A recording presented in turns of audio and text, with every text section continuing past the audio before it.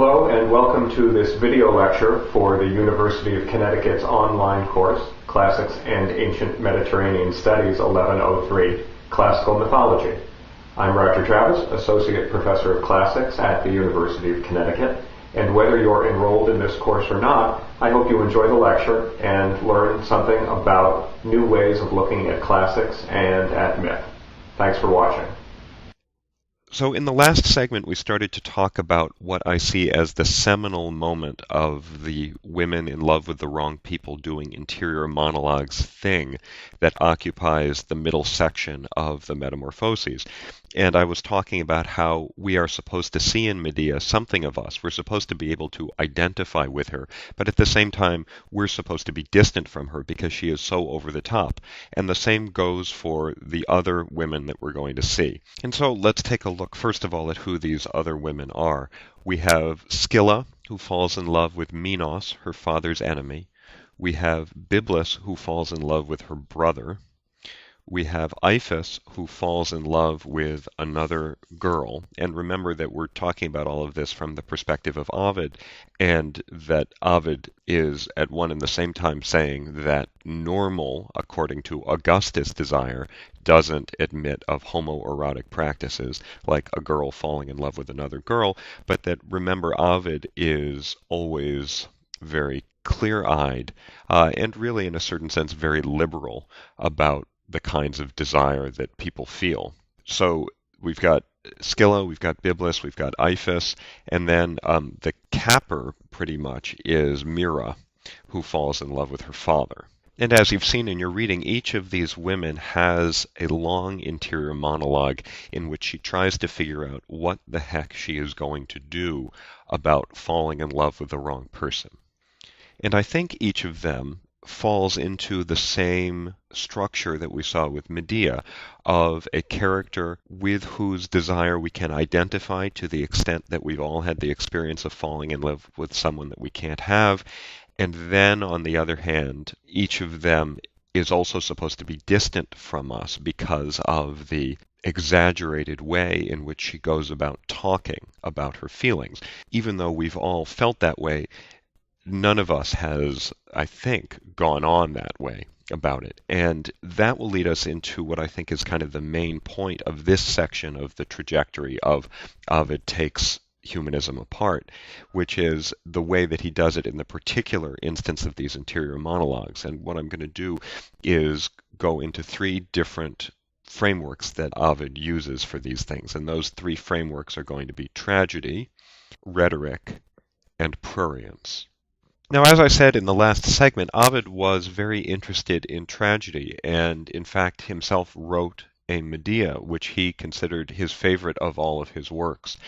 And one of the things that he's doing in these portraits of perverted love with the interior monologues of the women who are in love with the wrong people is exploring his interest in tragedy. And this, in another sense, goes back to what I was saying in the introduction to the Metamorphoses, of its interest in genre. He's interested in taking what is part of one mythological genre and bringing it into another mythological genre, that is, here from tragedy to epic, just to kind of entertain his audience, to see what he can do, and to make his audience, I think, a bit uneasy about what belongs where, that is, to explode their notions of what myth is and what myth can do.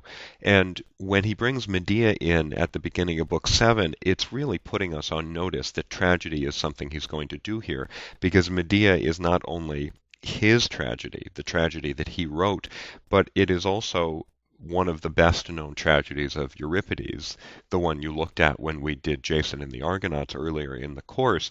And it features a heroine who is famous for her interior monologues in this tragedy of Euripides, including the horrifying moment when she decides to kill her children and then kind of wavers on that, and then finally goes and decides that yes, she is going to go kill her children.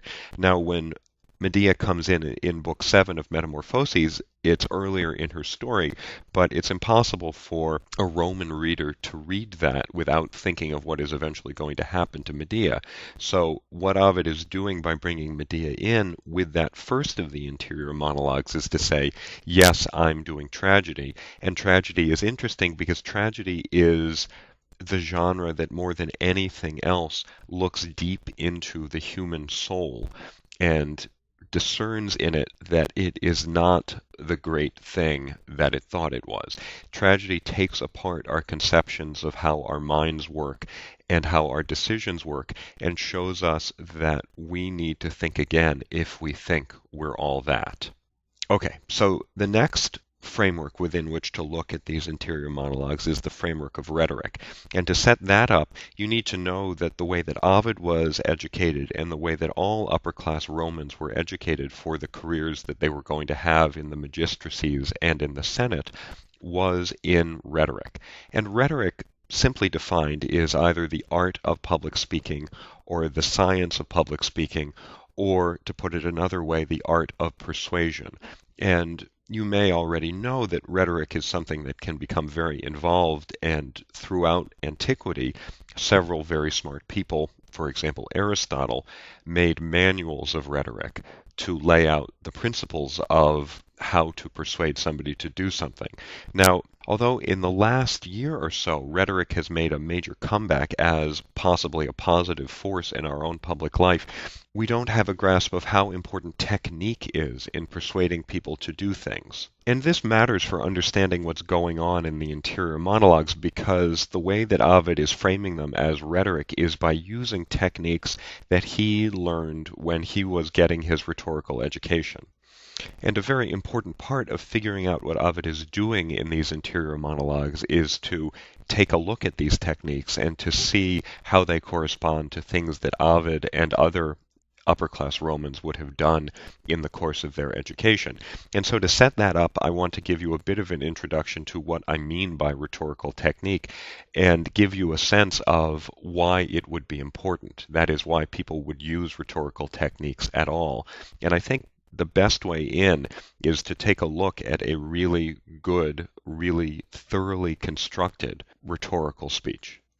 So as you watch this excerpt from one of the greatest speeches I think ever given, Martin Luther King's I Have a Dream speech, I want you to pay attention as much as you can to what techniques Dr. King uses. That is, don't just pay attention to the content of the speech, which is really, really wonderful, but pay attention specifically to what he is doing with his words to bring that content across and to make that content as persuasive as it possibly can be. So even though we face the difficulties of today and tomorrow, I still have a dream. Yes. It is a dream deeply rooted in the American dream. I have a dream that one day this nation will rise up and live out the true meaning of its creed. We hold these truths to be self-evident, that all men are created equal.